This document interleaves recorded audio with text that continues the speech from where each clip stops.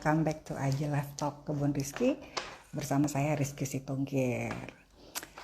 Kali ini kita hari Rabu. Kenapa? Karena permintaan dari guest speaker yang dia mau menjadikan Aji Talk ini sebagai wadah untuk komunikasi dengan para anak muridnya. Jadi dimintalah hari Rabu jam 1.30. Menarik banget kan? Nah, sebelumnya kita mulai, teman-teman, terus kita memperkaya diri dengan sharing dari teman-teman yang luar biasa, ya, guest speakernya, baik pengalaman mengenai berbisnis, kesehatan, dan kali ini kita akan membahas mengenai sosial media. Apa sih dampaknya, baik positif ataupun negatif, bersama teman saya yang wow. Oke, dia sepertinya sudah hadir. Langsung saja. Waiting for Selfie Siregar. Jangan lupa pakai masker. Hai, Selfie. Halo Rizky. Can you hear me? Yes, I can hear you very clear. How about you? Can you hear me? Very clear, very clear. Selfie, first of all, thank you so much for your time and willingness to share your knowledge and experience di Kebun Rizky Aji Talk. Ya, before we start the program, let me introduce to everybody. Siapa sih sebenarnya si Selfie ini, ya kan? Educational background, beliau adalah Master of Social Science dari UI ya. We are the Yellow Jackets nih, Sel. Yes, Communication Management, manajemen komunikasi dari UI. Oh, keren. Dan MBA dari Offenburg University of Applied Science, Germany. Yes. Keren. Dan working experience itu dia lebih dari 10 tahun berkecimpung di dunia human resource, ya, termasuk HR Information System Implementation di A. Schulman International Service BVBA Belgium. Wah, ya. Ini ngomongnya susah nih, Sel. Gimana ngelakukannya ya? Dan currently, ya, she serves as a lecturer di Universitas Pelita Harapan. Jadi dosen gini nih ceritanya. Betul. Dosen apa nih, Sel? Dosen komunikasi. Tepatnya salah satu mata kuliah yang aku ajar semester ini adalah manajemen IMC, Integrated Marketing Communication. Kalau bahasa Indonesianya, komunikasi pemasaran terpadu. Nah, ini semester ini mata kuliah ini yang aku ajar. By the way, teman-teman, ini pas banget. Kenapa? Karena Selfie ini salah satu advisors dari Kebun Rizky untuk strategi marketing communication. Ya, Sel? Luar biasa. Jadi ilmu dari sekolah langsung dipraktekkan di dunia bisnis. Benar nggak? Dan betul. I'm so grateful to have such a kind friends like you, Sel. Sama-sama, Ki. Because I also learn so much from you. Karena kalau cuma kita tuh fokus di teori aja, kadang-kadang tuh realnya tuh ternyata udah jauh banget gitu. Jadi sambil kita ngobrol tuh, actually when I share the theory, the concept, aku juga belajar juga. Oh, ternyata secara realnya tuh Instagram udah sampai sini toh gitu ya. Jadi kita sama-sama belajar. Bener banget, dalam arti how to combine street smart dengan teori, textbook lah katakannya nggak. Artinya kita mau bergerak dengan systemize, tapi peka terhadap apa yang real lapangannya gitu ya, Sel. Iya, betul. Oke. Jadi ini background maupun education dan pengalaman dari guest speaker kita yang sekarang. Very awesome. Nangkapnya ibu ini pun susah nih. Udah beberapa bulan sebelum ya di tag baru bisa. Oke, Sal. Jadi topik kita nih ya saat ini adalah sosial media dilema. Ya. Nah, judulnya aja kayaknya udah memancing nih, ya kan? Dilema, ya kan? Sal, can you tell us about the topic? Elaborate. Apa yang ingin disampaikan dan apa message-nya buat kita? Silakan, Sal. Oke. Thank you, Ki. Ya, jadi sebenarnya Welcome. pembicaraan ini di-trigger dari aku tuh nonton film dokumentasi yang diproduksi oleh Netflix. Dan film ini kan memang booming banget kan, jadi ngetrend gitu. Tentang sosial media, tapi film ini tuh lebih fokus menyorot dark side-nya dari sosial media. Nah, kebetulan aku kan juga mengajar manajemen IMC dan salah satu topiknya mengenai sosial media. Kemudian salah satu tugas kelompok grup project yang akan aku minta mahasiswa lakukan adalah mengorganize IG Live, ya. Jadi sekalian deh kasih reminder ke pengguna sosmed, hey, ini loh bahayanya sosial media. Sekaligus juga ya memang ini adalah mata kuliah, salah satu topik mata kuliah yang aku ajar. Jadi mahasiswa-mahasiswa mereka aku minta, oke, ini kelas kita sekarang di IG Live ya. Jadi kita harus ngikutin tren nih gitu. Jadi nggak bisa terus konvensional gitu. Bisa di Zoom, bisa di Microsoft Teams, bisa di IG Live seperti itu ya. Kemudian juga aku pengen kasih contoh juga ke mahasiswa, ini loh cara mengorganize IG Live. Nanti salah satu tugas mereka adalah mereka harus mengorganize IG Live, seperti itu, Bu. Nah, jadi intinya adalah dari topik ini mau kasih reminder ke pengguna sosmed, hey, ini bahayanya sosial media, tapi aku juga mau ngebahas tentang bright side-nya, karena jujur aku merasa dokumentasi dari Netflix itu agak nggak balance. Mereka tuh lebih cenderung ke dark side-nya aja gitu loh. Dari mulai yang diwawancara itu ex-karyawan di industri IT yang kerja di perusahaan-perusahaan IT terkenal, kemudian pemuka-pemuka IT juga diwawancara, dan mereka tuh lebih cenderung ngomongin negatif-negatifnya aja, bahayanya aja. Padahal banyak gitu loh bright side-nya sosial media. Aku percaya hampir kita semua tuh udah pakai sosial media. We are so in love with social media. Pagi-pagi yang dilihat sosial media.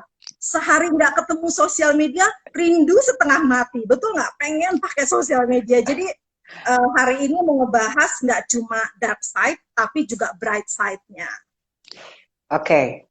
So gini Sal, honestly speaking, gue belum nonton si Social Media Dilema, ya kan? And you mention about ada good side, ada dark side. Bisa nggak mungkin bagi teman-teman yang juga belum nonton, ceritakan sih first of all mungkin dark side-nya gitu kan ke kita.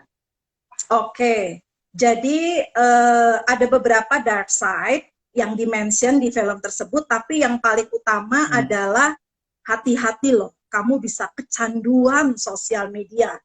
Jadi bukan kamu lagi yang ngontrol sosial media, tapi kamu tuh udah nggak berdaya gitu loh. Sehari aja nggak mengkonsumsi sosial media, kamu tuh kejang-kejang. Dan ini yang paling rentan adalah anak remaja.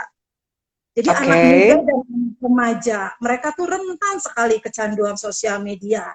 Dan di sosial media itu kan orang posting hanya yang bagus-bagus.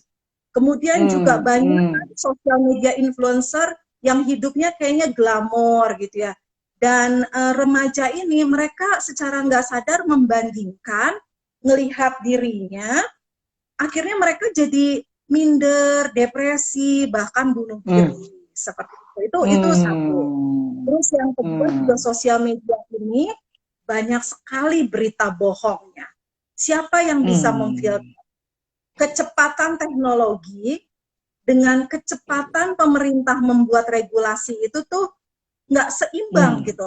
Nggak Jadi sama. teknologinya udah jauh banget, pemerintahnya tuh nggak ada regulasi. Selama tidak ada regulasi, Perangkatnya tidak gitu ya. bisa dihukum. Iya, kalaupun ada regulasi yang mendadak dibuat, itu tuh masih gagal gitu loh untuk menangkap nuansa-nuansa dari teknologi internet ya.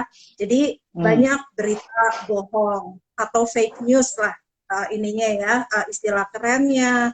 Terus kemudian di sosial media itu ada rumus-rumus algoritma yang dibuat sebenarnya oleh manusia-manusia yang jenius gitu loh. Mereka bikin rumus algoritma ini sehingga kita itu di apa yang kita lihat itu sebenarnya sudah diatur, itu adalah apa yang kita percayai, kita tertarik, sehingga itu membuat kelompok-kelompok manusia itu tuh lebih terpolarisasi atau pemikirannya tuh jadinya lebih sempit gitu, karena mereka tidak melihat ada pandangan-pandangan yang lain. Karena misalnya nih, kalau kita memang pada dasarnya sudah ada rasa suka lah ya sama Jokowi gitu ya, ada interest, maka rumus algoritma itu hanya akan mengelompokkan kita dengan orang-orang yang pro Jokowi gitu.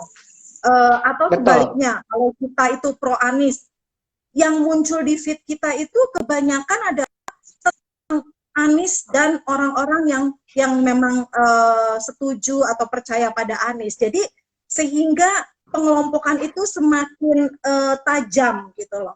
Akibatnya orang jadi lebih radikal, susah menerima perbedaan. Mereka itu juga lebih ekstrim seperti itu, dan ini bisa dimanfaatkan oleh oknum-oknum yang jahat untuk mencapai kepentingan politik yang tertentu. Itu beberapa dark side-nya si Rizky. Nah, karena waktunya memang yang terbatas ya, kita kan berusaha 1 jam selesai. Betul. Saya sudah minta mahasiswa untuk kirim pertanyaan seputar sosial media, dan aku udah pilih 5 pertanyaan yang akan kita bahas kali ini. Kalau misalnya masih ada waktu, boleh nih yang mau tanya, tulis aja ya di komen gitu. Kalau ada waktu kita akan bahas. Kalau waktunya udah habis, berarti next time. Next session gitu. Tapi wait, boleh aku tambahin nggak? Sebenarnya ini menarik ya, karena benar yang kata Selfie bilang bahwa ada sistem yang kayak logaritmanya gitu di belakang. Jadi waktu itu di IG Talk Kebun Rizky, saya pernah mengundang teman baik juga, namanya Anita Wahid, which is dia salah satu presidium Mafindo, Masyarakat Anti Hoax. Jadi memang kita tuh dipelajarin bahwa contoh misalnya kita suka dengan olahraga, nanti tiba-tiba ada muncul iklan tentang olahraga. Yang kayak gitu-gitu kali mungkin ya, efeknya dari si logaritma itu. Misalnya kayak kita suka Jokowi, info-info tentang Jokowi muncul gitu kan. Jadi kita tuh kayak di feeding dengan informasi itu. Ya kan? Dan terutama kalau yang kemarin IG Talk dengan Hanita itu, yang Presidium Mafindo, bahwa dia minta supaya kita nggak jadi agent of hoax. Karena sekarang kan tons of information. Seakan-akan kita kayak, bener nggak kadang-kadang, oh kita kayak kurang update nih, nggak pegang medsos sekali, kita ketinggalan berita apa. Bener nggak sih? Nah, tapi di dalam maksudnya tadi Selfie bilang benar bahwa government atau pemerintah kurang cepat dengan ya kan, tapi memang ada beberapa, don't lose hope, bahwa mereka menyiapkan perangkat bahwa sebelum informasi disebarkan, dicek dulu kebenarannya, apakah itu hoax atau enggak. Itu ada linknya, nanti aku share ya juga informasi mengenai itu. Nah, tadi mau ngomong apa, saya back to your point. Oh ya, kalau pertanyaan dari mahasiswa ya. Pertanyaan dari mahasiswa ya. Bisa kita mulai aja langsung dengan pertanyaan yang pertama. Boleh dong, bahas. Yes. Pertanyaan ini datang dari Niken. Ya, Niken nih tanya, saat ini sosmed sudah menjadi suatu pasar yang baru, di mana mereka ini maksudnya pemilik dari social network ya, seperti Facebook, YouTube ya, Mereka mempergunakan data dan pergerakan kita pada sosmed dengan semau mereka. Semau mereka ini tanda kutip ya. Sebenarnya hal ini juga disebabkan oleh persetujuan kita pada saat mendaftar di suatu sosmed. Ada pada term and condition jika kita membaca lebih teliti. Banyak sekali pengguna sosmed, mereka itu pada saat ada kontraknya nggak baca, accept aja nggak gitu mungkin kan. Baca. Itu, enggak. Iya, hampir nggak pernah gitu ya. Oke, jadi di sini siapakah yang menjadi produk dari sosial media? Kita sebagai pengguna atau aplikasi dari sosial media tersebut. Oke, secara sederhana saya langsung jawab aja nih kan. Produk dari sosial media adalah kita, pengguna dari social network ya. Jadi social network seperti Facebook, WhatsApp, YouTube itu mengumpulkan data-data diri kita sebanyak mungkin supaya bisa memasukkan kita dalam satu kategori yang spesifik. Logikanya adalah semakin spesifik target konsumen yang disasar, maka akan semakin efektif desain iklan yang dibuat. Data ini kemudian dijual kepada para pengiklan. Apakah hal ini efektif? Sangat efektif, ya. Jadi, ya kalau kita lihat ini data statistik dari Social Media Study tahun 2019. Saat ini 9 dari 10 pengguna internet terdaftar di sosial media. Jadi 90% itu masuk. Jadi nggak ada nggak punya sosmed. Iya, kalau nggak ikut sosmed, aduh ketinggalan zaman. Jadi satu orang itu punya beberapa akun pun bisa. Betul, bisa, betul. Jadi sosmed adalah cara yang efisien untuk pengiklan menjangkau target konsumennya. Apalagi sekarang social network udah bisa bikin target customernya sespesifik mungkin sampai ke psikologisnya gitu ya. Jadi pengiklan bisa bikin desain iklannya tuh lebih sesuai seperti itu ya. Nah, untuk usia 85 pengguna internet usianya antara 16 sampai 65 tahun. Jadi usia produktif, punya daya beli. Ya, secara gender itu balance, 51% wanita, 49% pria. Nah, 74% dari pengguna adalah orang bekerja, anak SMU, atau mahasiswa yang kuliah di universitas. Nah, kelompok ini dianggap oleh pengiklan sangat seksi. Jadi kalau kita adalah orang bekerja atau mahasiswa atau anak SMU, ini dipandang oleh pengiklan sangat seksi. Target. Iya, target banget seperti itu ya. Nah, sorry, boleh nggak gue nanya? Mumpung masih ingat nih. Jadi kan sebenarnya si social network owner katakanlah ya, itu kan mengcluster audiensnya berdasarkan segmen, ya kan? Nah pertanyaannya gini, mungkin aku pernah pasang IG ad, for example, mau kategori apa segala macam. Nah perasaan waktu kita daftar sebagai user atau tadi produknya, kita kan nggak isi, misalnya umur gue sekian, ini sekian gitu loh, Sel. Itu dari mana dia dapat datanya ya? Maksudnya hobi kita apa? Betul, hampir semua site itu mereka pasang cookies. Cookies itu seperti robot yang akan merekam. Jadi misalnya nih, aku browsing tentang baju anak gitu ya. Terus aku lihat videonya Sandi Aulia gitu yang dia dengan anaknya. Itu si robot rekam itu selfie cenderung nih nontonnya bayi. Tiba-tiba banyak sekali di feed aku itu tuh selebriti yang gitu. Terus kemudian baju anak. Nah, yang lucunya ya di Facebook, aku dapat video anak itu yang kepalanya kejepit gitu ya. Terus aku kasih lihat ke suamiku gitu ya. Dia tuh sampai bilang, kok bisa sih kamu dapat video-video kayak gitu? Aku bilang, nggak tahu, itu tiba-tiba muncul di feed aku gitu. So you're being analyzed. Yeah, we are being watched and analyzed. Jadi si sosial media tahu, oh selfie kayaknya nih tertarik anak kecil nih. Kemudian aku posting dong foto ulang tahun anakku, pas confirm selfie punya anak usianya 1 tahun, dia punya interest. Tanpa Artificial sadar intelligence-nya jalan lah ya. jalan banget, jalan banget. Oke. Robot gitu loh. Jangan bayangkan kapasitas otak kita, kapasitas robot. Jadi hati-hati Nggak bisa. dengan apa yang kita sharing gitu, ya. Oke, oke. Great question, Ikan. Ya, makanya dipilih. Aku lanjutin lagi ya. Ini ada data Lanjut. statistik yang menurut aku bagus. Jadi social network yang paling populer saat ini adalah WhatsApp. Hampir semua punya WhatsApp kan? Facebook, Instagram, dan YouTube. 4 ini top 4.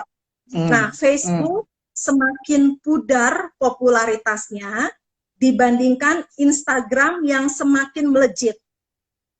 Platform yang paling banyak ditinggalkan penggunanya adalah Twitter. Twitter sekarang sedih, makin banyak yang meninggalkan. Ya.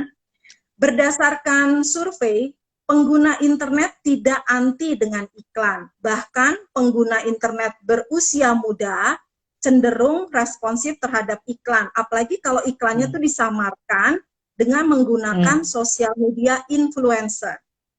7 dari 10 pengguna sosial media biasanya memfollow setidaknya 1 orang influencer. Contohnya kayak saya aja ya. Jujur saya memfollow ada beberapa influencer yang saya anggap wah kayaknya mereka bagus ya, seperti itu. Jadi pengguna internet menganggap influencers lebih kredibel dibandingkan iklan. Oke, itu tadi beberapa fakta statistik mengenai sosial media. Oke, nah sekarang kita lanjut ke pertanyaan nomor 2 dari Dennis Rusli. Ya. Apakah ethical borderline dari penggunaan sosial media? Ethical borderline maksudnya batas etis dari penggunaan sosial media. Mempertimbangkan di era saat ini, sosial media sudah dieksploitasi untuk kepentingan bisnis dan juga profit. Apakah dengan ethical borderline tersebut, internet highway dapat lebih diatur? Nah, Dennis, kalau kita bicara etis, biasanya tuh berlandaskan moral atau nilai-nilai yang dipercayai oleh kelompok tertentu. Jadi sifatnya nggak universal. Sanksi terberat pelanggaran etika adalah hanya sampai tekanan dari masyarakat. Agar pelanggar mendapatkan sanksi fisik dan materi harus dibawa ke ranah hukum. Jadi tadi pertanyaan Dennis, apakah dengan ethical borderline internet highway dapat lebih diatur? Tidak. Dan sedihnya, ironis, sekarang kita lihat, itu yang namanya etika sosial media itu udah diabaikan deh sekarang gitu di sosial media ya. Kalau kita bagi mungkin jadi 3 kategori, ada 3 etika sosial media. Yang pertama, etika bisnis untuk pemilik social network. Jadi si Mark Zuckerberg sebagai pemilik Facebook, dia punya etika bisnis. Dia nggak boleh sebenarnya kalau berdasarkan etika menyalahgunakan data. Hanya mikirin profit, dia harus juga mikirin, apa impact dari sosial media yang saya miliki gitu. Itu ada etika bisnisnya. Kemudian etika bisnis dari pemasar dan pengiklan. Kemudian etika komunikasi dari sesama pengguna sosial network ya. Nah tadi kalau cuma berdasarkan etika itu tidak cukup untuk bisa mengatur ya ranah internet ya. Jadi harus udah dibawa ke ranah hukum baru bisa pelanggarnya itu diberi sanksi gitu ya. Cuma tadi saya udah mention kan, sayang banget bahwa saat ini regulasi pemerintah masih belum bisa mengikuti kecepatan perkembangan teknologi. Betul. Tapi kalau nggak salah dulu kan si Mark Zuckerberg sempat dipanggil ya Sal untuk testimoni. Nah itu gimana resultnya? Iya, jadi dia itu kan diduga ya, karena kita harus ada asumsi tak bersalah kan sebelum diputuskan. Kalau nggak salah, masih sampai sekarang itu prosesnya dia dianggap menjual data-data kita pengguna sosmed, khususnya yang berlokasi di USA, yang berlokasi di Amerika Serikat ya. Apalagi waktu itu kan kalau nggak salah karena pemilu dan dia itu jual data-data pengguna sosial media ke satu digital agency. Nah, digital agency itu kebetulan memang mendukung salah satu kandidat presiden seperti itu, sehingga I presiden tersebut see. menang. Jadi data-data kita itu dipakai, dianalisa, Betul, betul. kemudian dibuatlah konten-konten Mm-mm. video, Mm. artikel, diposting Mm. di feed-nya pengguna sosial media ini, sehingga mereka itu, wah iya benar nih kandidat presiden ini nih bagus nih, I waduh ini see. kompetitornya ini Campaign memang jahat ya. banget nih, evil seperti itu. Dan I kampanye itu tuh see. dibuat dengan sangat, kalau istilahnya masif, terstruktur Hmm. gitu loh, Betul, seperti masif itu. terstruktur. Sebenarnya di Indonesia juga kayaknya agak-agak mirip loh ya, Sel. Iya, Maksudnya iya, eh, nggak tahu ya, kayaknya pernah ada event kayak eh, tiba-tiba muncul satu akun terus dia punya banyak bot atau apa untuk hatred atau apa. Itu kayak gitu juga termasuk iya. ya. Jadi itu bagian dari digital agency ya.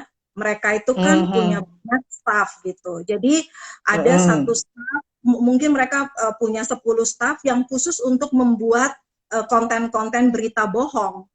Terus kemudian Yes. disebar gitu. Disebar. Bikin akun Mm-mm. palsu, sebar Iya, lagi kayak gitu ya. iya, betul. Seperti Gila. itu.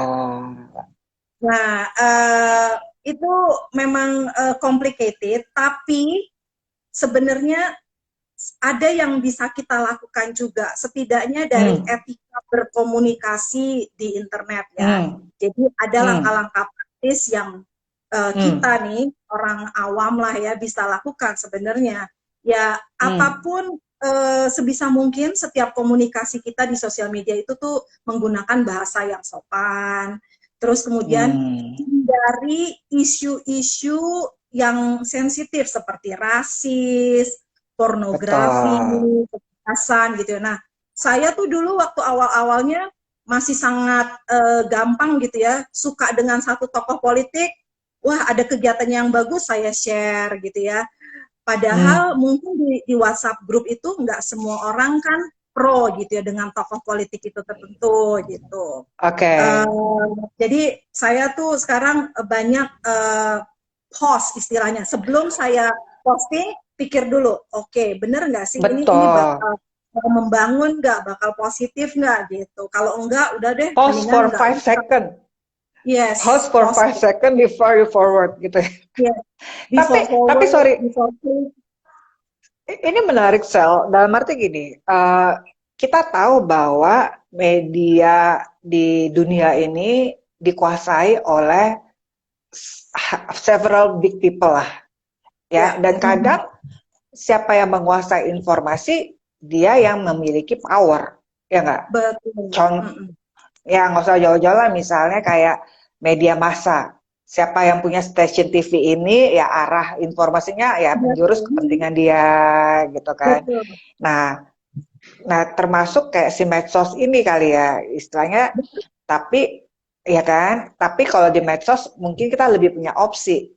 Walaupun dibombardir tetap dengan informasi-informasi yang sesuai dengan kebiasaan kita di dalam sosmed ya, ya Sel ya.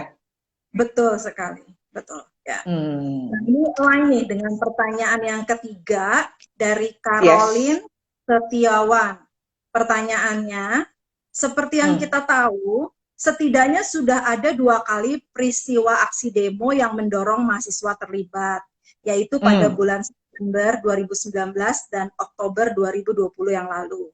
Mirisnya Ya. adalah tidak sedikit dari mereka yang terlibat hanya untuk memenuhi kebutuhan konten pada sosial media mereka. Hal ini membuat ketegangan Hmm. sosial mengingat jumlah partisipan yang terlibat begitu besar. Pertanyaan saya adalah, faktor apa saja yang membuat peran sosmed terhadap trust seseorang begitu besar, gitu ya?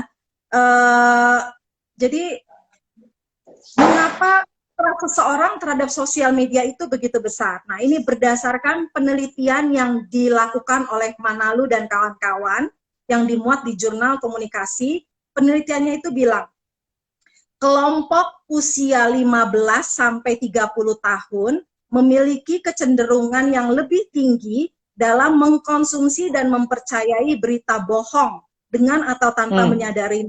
Nah, jadi mahasiswa saya yakin masuk tuh di usia 15-30 tahun. Hati-hati. Kalian punya kecenderungan yang lebih tinggi, nggak cuma mengkonsumsi berita bohong, tapi percaya. Dan lebih gawatnya lagi, tidak percaya, sharing ke yang lain gitu. Betul, nah, itu dia. Ada penjelasan logis dari fenomena ini. Jadi menurut penelitian Giglieto, individual akan memberikan perhatian yang lebih terhadap hal yang familiar dan mudah dimengerti. Informasi di sosial media akan terkesan fakta dan meyakinkan jika inline dengan minat dan interest si pengguna. Jadi dari penelitian ternyata informasi tersebut harus inline dengan interest kita. Baru kita cenderung malah, oh bener nih. Tertarik. Tadi, kalau ada kelompok Jokowi gitu ya, ada berita positif tentang Jokowi, dia cenderung akan trust. Oh bener nih, karena sebenarnya memang dia tuh udah ada interest, udah ada minat dengan Jokowi.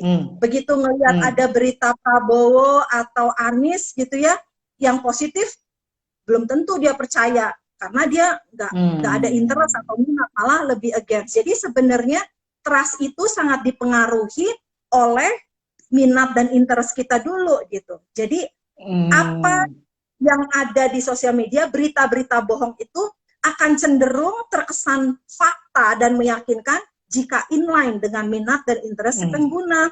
Makanya bahayanya algoritma sosial media, apa yang ada di feed kita itu tuh semuanya itu yang inline dengan kita, sehingga kita semakin radikal, cenderung oh ya jadi semakin sempit karena tidak melihat ada fakta-fakta yang berbeda dengan apa yang kita percayai, seperti itu ya. Nah, kemudian menurut social media study kan tadi dibilang 7 dari 10 pengguna user memfollow setidaknya 1 orang influencer. Nah, influencer adalah orang-orang yang memiliki followers yang mempercayai mereka. Jadi sederhananya kamu bisa dibilang influencer kalau ada orang yang follow kamu ya. Artinya orang percaya sama influencer. Semakin banyak jumlah follower seorang influencer, semakin tinggi kredibilitasnya ya. Jadi yang termasuk influencer bukan cuma selebritis, tapi juga endorsers, micro selebritis seperti fashion leader, pemimpin komunitas, blogger ya. Kalau di sosial media mungkin ada yang namanya tuh Denny Siregar, Najwa Shihab, siapa itu Felix Xiao, itu mereka bisa dikategorikan sebagai influencer ya. Nah, jika kembali tadi ke pertanyaan awal, faktor apa yang membuat sosmed itu kok bikin orang tuh jadi trust ya? Faktornya pertama, jika berita di sosmed tersebut inline dengan interest pengguna, ini semakin didukung dengan adanya algoritma. Kemudian karena peran dari sosial media influencer ya, jadi kita ngelihat influencer yang kita follow, kita cenderung trust dengan dia, kita cenderung percaya dengan apa yang dia katakan atau lakukan, seperti itu. Jadi sebenarnya ini bahayanya kita udah masuk ke seksi psikologi juga, benar nggak? Artinya, Rizky kenapa suaranya jadi kecil ya? Aku fine-fine aja, masih kecil. Sangat kecil. Sangat kecil. Harusnya mungkin tadi aku matiin ya. Kayaknya tadi ada telepon masuk sih. Jadi itu jadi mengganggu koneksi kayaknya. Tapi oke. Masih bisa dengar? Masih kedengeran, tapi kecil sekali. Tapi nggak apa-apa. Oke. Nggak, maksudnya gini, bahwa ini udah masuk ke ranah psikologi sosial media, bukan hanya komunikasi. Ya, Sel ya. Tadi kan Selvi bilang bagaimana bisa dapat trust di media, bahwa itu ketika hit our interest, ya kan? Masalahnya gimana dia tahu interest kita? Yaitu dari consumer behavior. Jadi kayak behavior kita bermedsos, mungkin dari situ ya. Dan itu udah nggak usah perlu manusia lagi. Dia pakai robot yang cookies itu tadi. Betul. Benar ya? Betul. Dan semuanya terpapar, terekspos dengan eh, chance itu, resiko itu. Benar ya, saya? Yes. Betul. Nah, Ditambah lagi bagaimana dengan kita sosial media influencer. Ditambah lagi dengan influencer sosial tadi? media influencer yang banyak sekali influencer itu mereka punya kode etis berbeda-beda ya. Ada yang idealis Yes. gitu, ada yang Ya, selama gue dibayar suka-suka. ya udah. Suka-suka, ya kan? Iya. Nah, pertanyaan gue nih, gue belum nanya dong.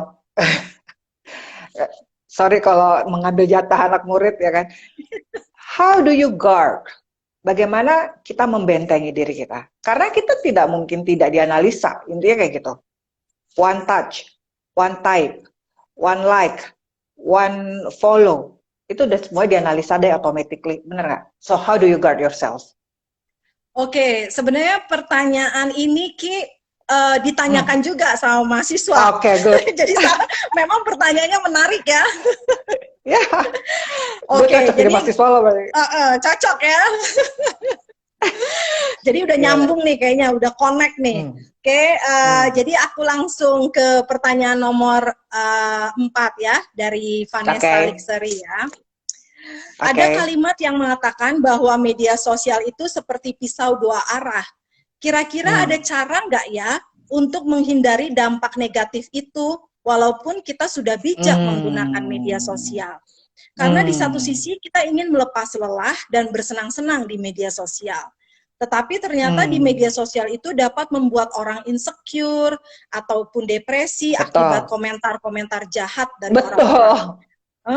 Saya juga pernah dengar ada artis yang bunuh diri karena komentar jahat. Ya betul, banyak yang bunuh diri ya. Cuma nggak viral aja seperti itu. Oke. Jadi banyak cyberbullying di sosial media. Ini adalah beberapa contohnya ya yang termasuk cyberbullying.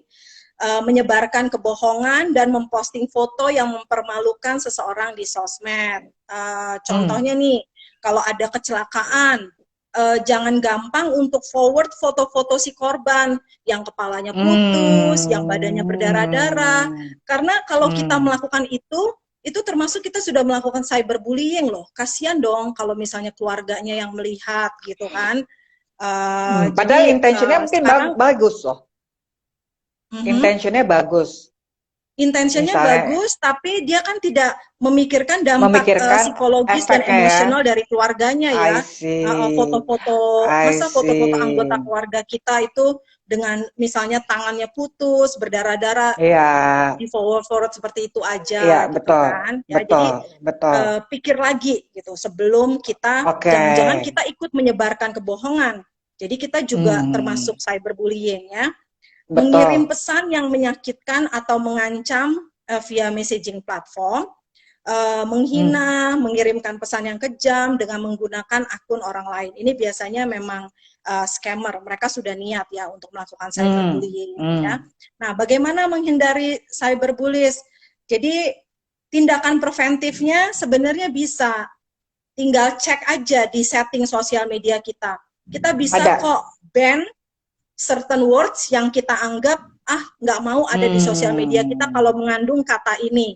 Jadi itu nggak akan muncul di feed kita.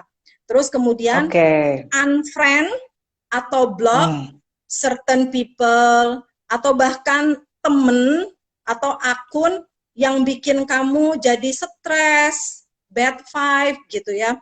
Misalnya kamu tuh lagi down, terus kamu ngelihat temen kamu itu over gitu loh. Posting foto-fotonya dia dengan pasangannya terus dan kamu tuh nggak nyaman gitu ya. Gak apa-apa, kamu unfriend aja, dia nggak akan tahu. Iya, unfollow aja gitu ya. Jadi ini tindakan preventifnya. Cek setting sosial media kita dan lakukan pengaturan privacy, ban certain words, kemudian juga unfriend dan unfollow ya. Bagaimana kalau kita udah menjadi korban dari cyberbullying? Tingkat bully itu juga dari yang paling ringan sampai yang berat gitu. Saya sendiri aja pernah ngalamin. Saya percaya hampir semua orang pernah ngalamin, cuma mungkin levelnya berbeda-beda ya. Ya. Waktu itu saya posting foto pertunangan dengan calon suami yang memang kebetulan orang Jerman ya. Tiba-tiba Oke. ada satu akun yang bikin komentar, wah, satu lagi cewek matre Indonesia yang kawin dengan cowok bule supaya hidup lebih sejahtera. Waktu aku baca komennya gitu ya, ada dua nih sebenarnya yang bisa kita lakukan. Satu, kita respon, kita jelasin gitu ya, misalnya, enggak kok, saya menikah dengan suami saya yang bule karena saya cinta, bukan karena uang. Atau yang kedua, cuekin aja, delete gitu Ignore. ya. Nah, waktu itu yang saya lakukan, saya pilih I don't want to waste my time for this kind of person gitu ya. Udah, betul. Saya langsung delete aja komennya. I don't want him to ruin my mood gitu loh. Tapi wait, itu terjadi di mana, IG atau FB? FB waktu itu. Oke, FB. Maksudnya gini, pertama dia berarti bukan temen atau sesuatu acquaintance gitu ya, stranger yang kasih komen itu? Iya, stranger. Maksudnya gini, mungkin salah satu cara untuk memprotek adalah kita private our akun ya. Kalau memang kita nggak mau ada stranger masuk, bener nggak sih? Salah satu effort lah. Jadi daripada aku tuh betul. Kalau misalnya mau posting foto, aku pilih-pilih dulu nih mana yang untuk publik, mana yang friend aja kayak gitu. Jadi ya itu bisa kok diatur settingnya seperti itu. Artinya Itu kan supaya dulu, menghindari yang hal-hal nggak penting. Sekarang gitu. ini kita bisa atur privacy minimal kan? Betul. Jadi itu kan dulu waktu aku masih junior gitu, awam-awam gitu deh. Tapi makin kesini nih, waduh, makin aku tuh ketat banget dengan setting sosial media. Aku tuh ketat banget pokoknya. Setiap sosial media aku perhatiin settingnya. Oke, privasinya seperti itu. Jadi ya itu ya. Jadi buat teman-teman juga, kalian kalau menjadi korban bully ya, cyberbully, kalian punya pilihan. Pertama, kalau kalian anggap oke, aku harus respon untuk menjelaskan, silakan. Tapi seringkali keputusan yang terbaik adalah udah delete aja. Nggak makin dipancing kayaknya. Kalau don't waste your time lah, udahlah terserah lah. Anjem menggonggong, kafilah berlalu. By the way, ini udah 43 menit.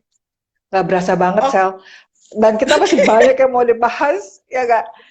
Yaudah, kalau gitu, satu pertanyaan lagi boleh? Boleh, aku jawabnya cepat. Yes. Oke, ya. Nah, oh ya, sebelum ke pertanyaan yang terakhir, jika kamu tuh menjadi korban cyberbully, please cari orang dewasa yang bisa kamu percaya, kamu curhat, jangan dipendem sendiri ya. Apalagi untuk anak remaja, jangan dipendem. Kalau kalian itu ada orang yang memberikan komentar kejam, itu harus dirilis gitu, jangan dipikirin sendiri ya, nanti kalian stres dan depresi. Dan untuk mama-mama, coba harus deket sama putra-putrinya, sehingga putra-putrinya mau terbuka, mau curhat, ada apapun, mama yang paling tahu, seperti itu ya. Betul, setuju banget Sal, karena ini saya termasuk belum teenager, tapi satu hal yang bikin saya kaget waktu itu adalah dia di grup, artinya gini, lo harus tahu apa yang terjadi dengan anak. Mungkin sebelum dia 17 tahun, nggak apa-apa kita punya full access terhadap handphonenya, terhadap gadgetnya. Karena ada satu hal, temenku si Kevin, temennya itu pasang PP, siapa Gonzales ya, cewek yang bunuh mamanya, yang di penjara, psikopat, yang sambil senyum gitu loh. Di Amerika yang sempat viral, dia pasang itu sebagai PP-nya, which is menurut orang mungkin simple ya, alah ini, tapi buat saya it's something, maksudnya wow, these kids I don't like, karena somehow itu mengganggu kan, dalam arti kalau dia menganggap suatu kriminal yang heavy, ya si Gonzales siapa gitu nama kriminalnya, dan dibebaskan dari hukuman karena dianggap dia schizophrenia. Maksudnya secara dia anakku tuh masih kelas 1 SMP. Tapi I don't like it as a joke. Artinya aku kasih aku kasih istilahnya informasi ke anak, istilahnya penjelasan lah bahwa this is not a joke, this is serious. Yes. Maybe you have to filter your friends juga gitu Yeah. kan. Yeah. Ya kan, bad habit corrupt good, bad company corrupt good habit misalnya. Jadi aku setuju banget loh, Sel, bahwa kamu harus tahu apa istilah bonding atau engage dengan anak itu very important. Karena kalau udah remaja dewasa, kita nggak punya kuasa lagi kan, dalam arti udah lebih susah gitu kan istilahnya. Setuju. Oke, sekarang kita lanjut ke pertanyaan terakhir ya, Rizky. Yes. Pertanyaannya dari Jocelyn Andy. Gimana cara kita agar bisa mengontrol kecanduan bermain sosial media, terutama untuk remaja zaman sekarang? Nah, sebelum aku jawab, mau sharing dulu nih. Ada buku yang bagus banget yang dikarang oleh Stephen Covey. Judulnya tuh Seven Habits of Highly Effective People. Yes. Jadi, I know. Penggunaan waktu kita tuh bisa dibagi menjadi 4 kuadran. Kuadran yang pertama itu adalah kegiatan-kegiatan yang penting dan jangka panjang.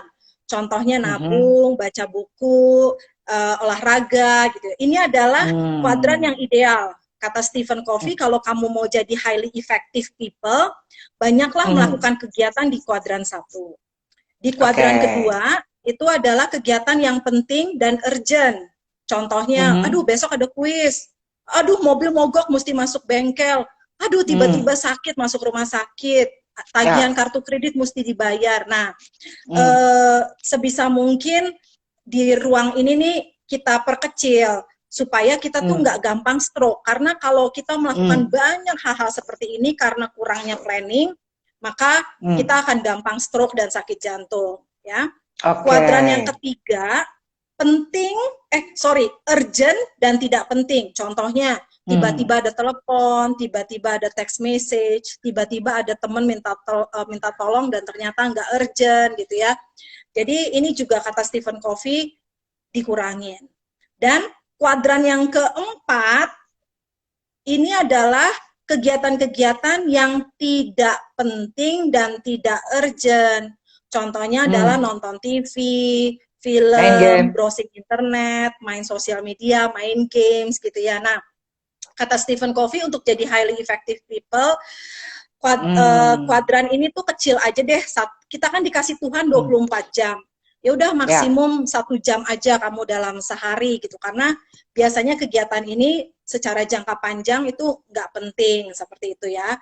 Dan menurut social media study kan rata-rata pengguna sosial media itu menghabiskan 58 menit per hari. Untuk pengguna muda menghabiskan rata-rata 1 jam 10 menit.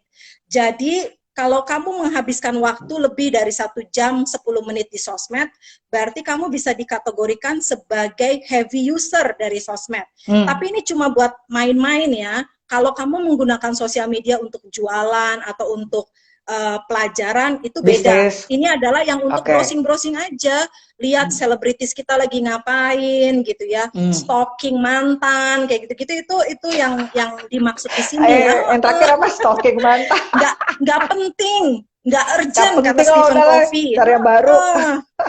Ya, nah gimana cara praktis nih untuk menghindari atau mengontrol kecanduan sosial media? Yang praktis adalah kita harus komit sama diri sendiri. Hindari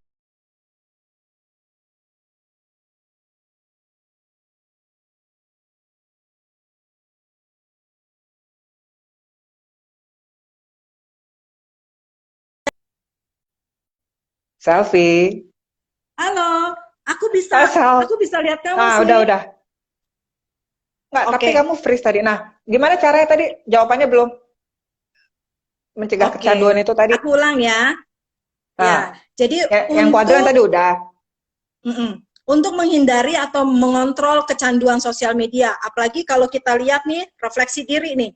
Kamu dalam 1 hari menghabiskan waktu lebih dari 1 jam nggak untuk main-main sosial media gitu. Kalau lebih berarti wah kamu rentan nih untuk kecanduan sosial media. Untuk menghindarinya harus komitmen ke diri sendiri. Dari pagi hari sampai jam 12 siang fokus mengerjakan big project seperti tugas-tugas dari sekolah.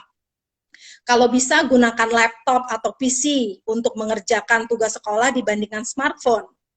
Kemudian matikan notifikasi, karena kalau misalnya ada notifikasi gitu, kadang-kadang kita tuh, aduh kayak godaan gitu mau ngecek gitu ya. Kemudian juga tinggalkan handphone kita tuh di ruangan yang lain supaya kita tuh bisa lebih konsentrasi. Nah ini dibutuhkan disiplin ya, karena kita sendiri, oke, saya dari pagi sampai jam 12 saya mau komit, saya nggak mau pegang sosial media dulu gitu ya. Oke, nah kemudian alokasikan waktu memang untuk happy hour sosial media. Contohnya jam 12 sampai jam 1 siang, oh itu happy hour sosial media. Jam 4 sampai jam 5 sore, nah itu kamu boleh tuh puas browsing sepuasnya. Jadi balance. Untuk pagi hari di mana kita cenderung seger gitu ya, habis bangun tidur, produktif, kita pakai untuk mengerjakan tugas-tugas big project yang penting. Baru kemudian happy hour sosial media itu adalah pas makan siang sama pas jam 4 sampai 5 sore. Ya terserah kamu. Pokoknya kamu atur cukuplah 1 sampai 1 jam aja lah untuk main sosial media seperti itu ya. Nah, awesome. Gimana kalau misalnya kita nggak berdaya gitu ya, aduh saya nggak, kayak saya udah kayak orang kecanduan, saya nggak bisa nih matiin atau ninggalin handphone saya di ruangan lain. Nah kalau kamu udah dalam kasus kecanduan, berarti langkah ekstrim harus diambil. Semua aplikasi di telepon itu di-delete. Kemudian kamu puasa sosial media setidaknya selama 1 bulan untuk memutus rantai kecanduan gitu. Kalau kamu mau sembuh ya dari kecanduan, itu harus puasa sosial media selama 1 bulan. Nah kita sebagai orang tua, kalau melihat anak kita sendiri udah nggak bisa disiplin, komitmen sendiri, berarti kita sebagai orang tua harus ambil langkah yang ekstrim. Delete semua aplikasi sosial media, puasa sosial media 1 bulan. Atau ganti HP jadi yang analog lagi, yang pakai pencet-pencet itu.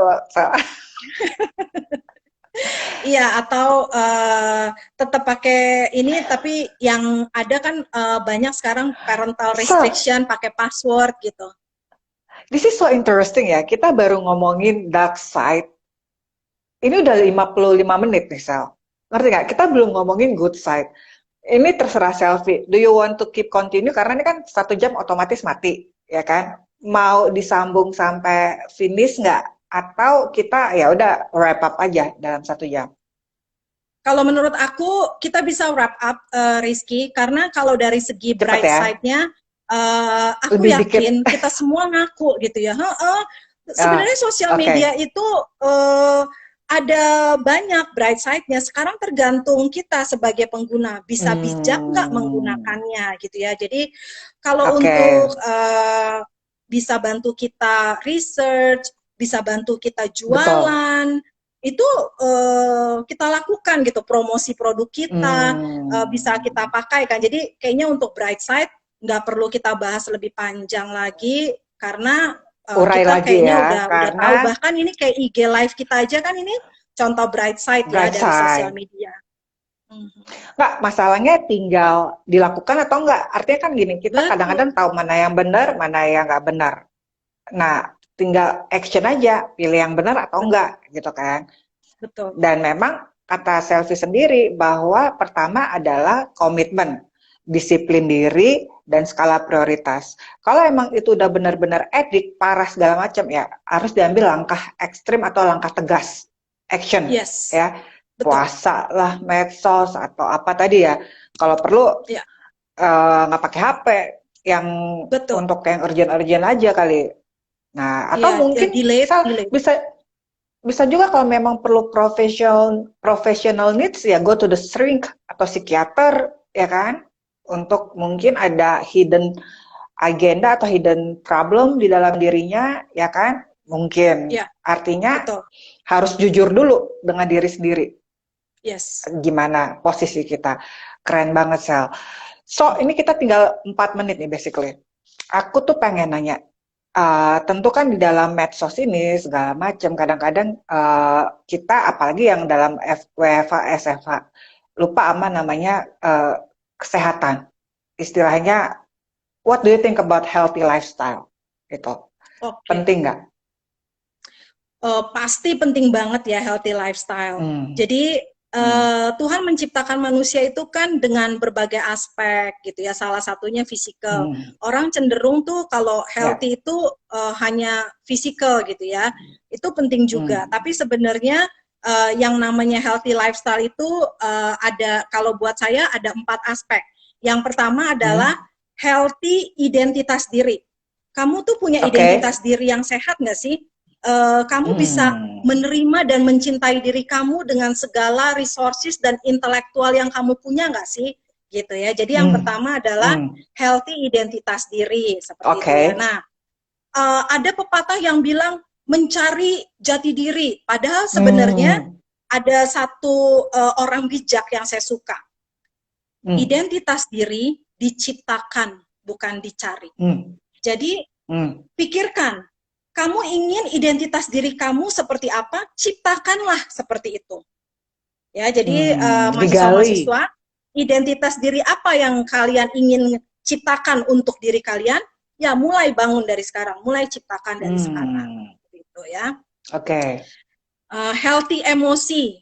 Jadi secara emosi itu sehat, bisa menerima perbedaan, bisa memaafkan, menghormati diri sendiri dan menghormati orang lain. Jadi healthy emosi, kemudian tentu healthy fisik dong ya. Jadi cukup tidur, kemudian cukup olahraga dan makan yang balance ya.